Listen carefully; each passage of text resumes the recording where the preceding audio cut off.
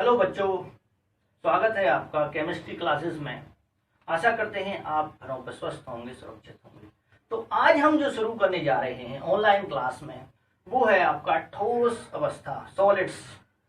तो ये class 12th का रसायन विज्ञान का पहला चैप्टर है ठोस अवस्था। और जैसा कि आप जानते हो ठोस बहुत ही उपयोगी हैं, चाहे मकान बनाने में, चाहे मशीनें बनाने में, चाहे एरोप्लेन बनाने में, जो भी हैं। जैसे इलेक्ट्रिसिटी में, डेली लाइफ में तांबा यूज होता है और एल्यूमिनियम यूज होता है।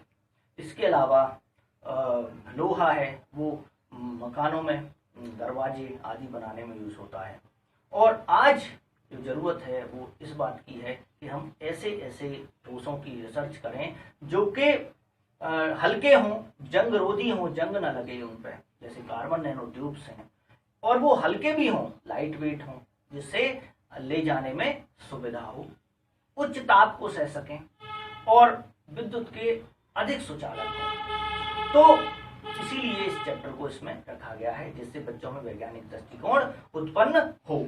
तो अब पहला जो इसमें है कि सॉलिड होते क्या है। तो सॉलिड जिनके बीच, ये भी ठोस है और ये जैसे ये डस्टर है, मेज है, बोर्ड है, ये सब क्या है, ठोस है। तो इनके मध्य जो कण हैं उनके मध्य आकर्षण बल बहुत अधिक होता है। तो द्रव्य की वो अवस्था जिसके कणों के मध्य सबसे अधिक आकर्षण बल होता है और जिनके आकार व आयतन निश्चित होते हैं वो ठोस अवस्था होती है। ठोस कठोर होते हैं और इनके जैसे लोहा देखा होगा आपने, इनके घनत्व अधिक होते हैं। घनत्व क्योंकि जो अणु होते हैं, जो भी कण हैं, वो बहुत पास पास हैं बच्चों, ये बहुत ही पास पास हैं।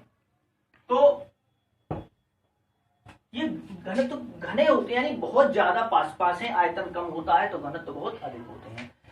ठोसों के कणों के बीच आकर्षण बल बहुत अधिक होता है, ये पास पास है। तो एक जो कण है वो दूसरे पर बहुत ज्यादा आकर्षण बल लगाएगा। कणों जैसे कण कुछ भी हो सकते हैं, परमाणु, अणु या आयन हो सकते हैं। जैसे कॉपर है वो परमाणु से मिलकर बना है, कॉपर के ही परमाणु होंगे उसमें। और अणु है, आइस है, बर्फ है, वो वाटर के अणुओं से मिलकर ही बनी है। और आयन सोडियम क्लोराइड है तो Na पॉजिटिव Cl नेगेटिव से मिलकर बना है। तो बहुत ही कम दूरी होती है। देखिए आप, इसको क्लोज पैकिंग बोलते हैं हम। क्या, जैसे एक अणु है यहाँ पर, तो इतने पास होते हैं, ये इतने सटे होते हैं एक दूसरे से कि इनके बीच जो डिस्टेंस है, जो दूरी है, बहुत कम होती है और दबाए नहीं जा सकते। अब देखिए ये जो कण हैं ये बहुत ही नजदीक हैं, बिल्कुल सटे हुए हैं, तो क्या इनको और ज्यादा आप दबा सकते हो? नहीं। ठीक, जैसे कोई बच्चा है वो 100% परफॉर्मेंस दे रहा है, ठीक, और बिल्कुल कोई गुंजाइश ही नहीं है उसमें, तो और उससे ज्यादा अगर उस पर और ज्यादा लोड डाला जाता है तो वो फिर उसको नहीं कर पाएगा, उससे ज्यादा नहीं होगा वो। तो इसी टाइप से ये बहुत ज्यादा पास में है तो इसको नहीं दबा सकते हैं, तो नहीं, टूट जाएंगे। आप बहुत ज्यादा इनको दबाएंगे तो टूट जाएगा। तो और जैसे तांबा है, लोहा है, और ये अपने स्थान को नहीं छोड़ते हैं, कण अपने स्थान को नहीं छोड़ते हैं।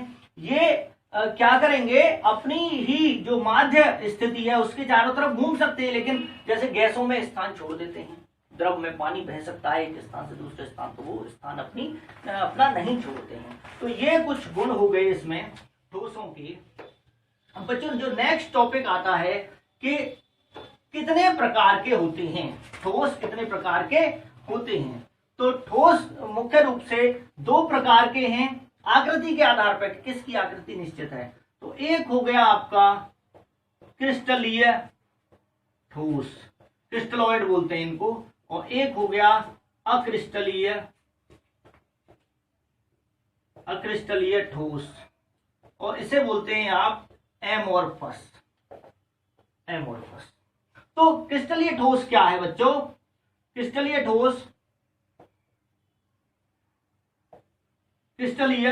ठोस ये क्या होते हैं? क्रिस्टलीय ठोस कि जिसमें कि इसको थोड़ा, क्रिस्टलीय ठोस, तो ये क्या है कि जो प्रॉपर रूप में कणों का अरेंज हो जाना।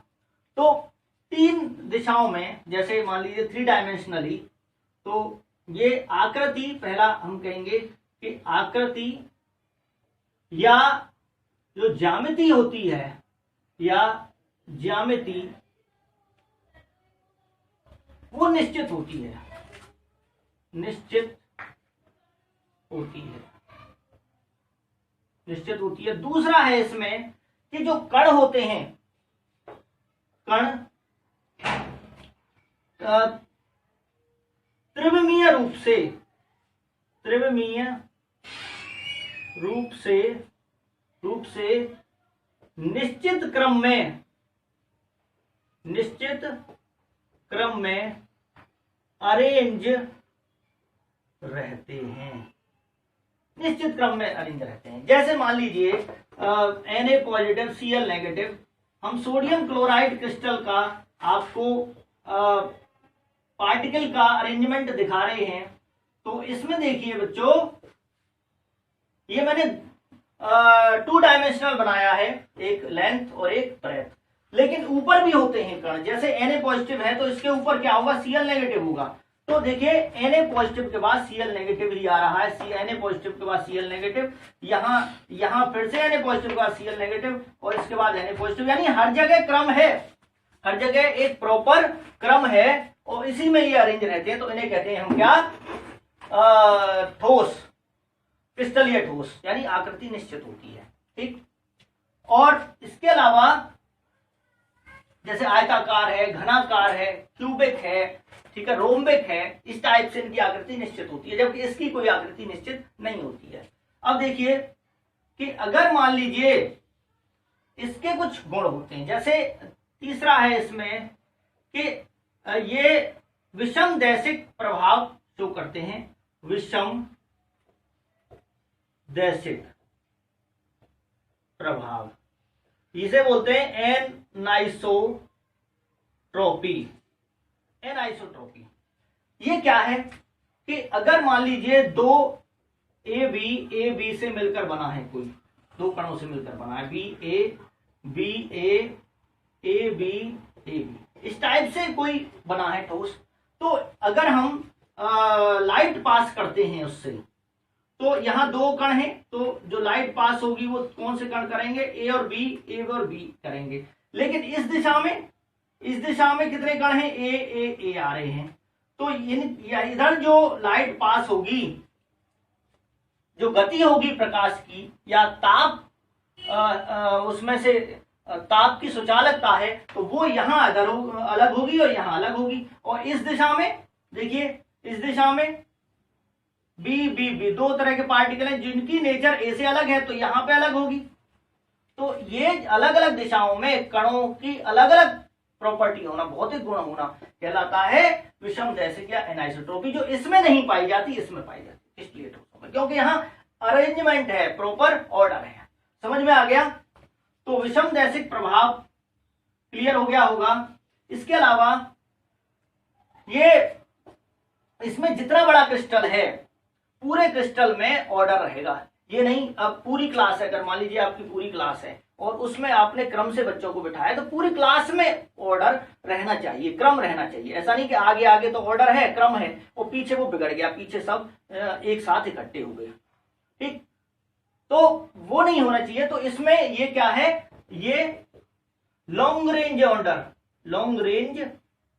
ऑर्डर होता है इसमें, कि लंबी दूरी तक जितना भी क्रिस्टल है पूरा उसमें ऑर्डर रहेगा, क्रम रहेगा, बिगड़ेगा नहीं वो क्रम। ठीक, इसके अलावा इस फोर्थ के बाद देखिए इसमें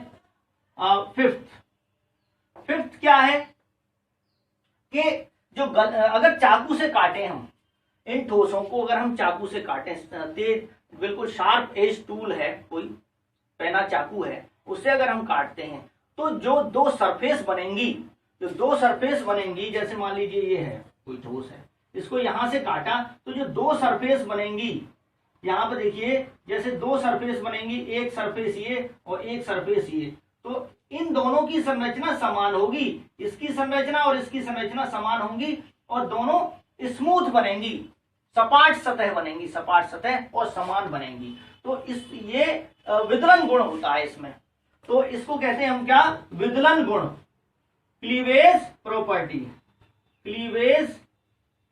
प्रॉपर्टी पाई जाती है। इसके अलावा ये वास्तविक ठोस होते हैं।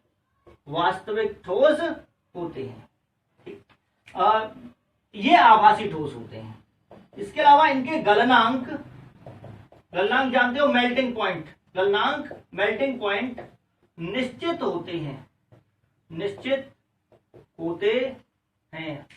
और इसके अलावा एक और है कि इनके पिघलने की जो एंथैल्पी है, जितनी ऊर्जा इनको पिघलाने के लिए चाहिए वो निश्चित होती है। अलग अलग, जैसे लोहे के लिए इतनी ऊर्जा चाहिए 1 मोल के लिए निकालते हैं। 1 मोल लोहे के लिए फिक्स है वैल्यू, 1 मोल तांबे के लिए फिक्स है। तो पिघलाने के लिए कितना हमें चाहिए उसके लिए, तो इनके लिए निश्चित होती है कि जो गलनांक एंथैल्पी है, गलनांक एंथैल्पी निश्चित होती है। तो ये इनके क्रिस्टलीय ठोसों में बहुत सारे हैं। उदाहरण इसके देखिए, जैसे आइस हो गया, लोहा हो गया और तांबा हो गया। ठीक, तांबा हो गया और आपके बहुत सारे उदाहरण हैं इसमें। ग्रेफाइट हो गया, डायमंड हो गया आदि।